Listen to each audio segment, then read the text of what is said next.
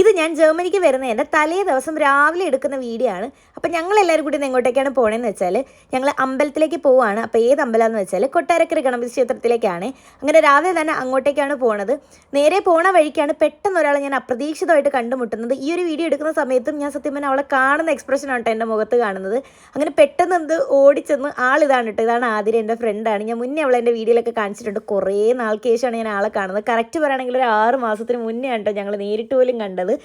അതിനുശേഷം ഞങ്ങൾ അവിടുന്ന് നേരെ തേങ്ങയൊക്കെ മേടിച്ചു. അപ്പോൾ അവളവിടെ വെയിറ്റ് ചെയ്ത് നിൽക്കാമെന്ന് പറഞ്ഞ് പ്രാർത്ഥിച്ചിട്ട് വരാനായിട്ട് പറഞ്ഞിട്ടുണ്ടായിരുന്നേ.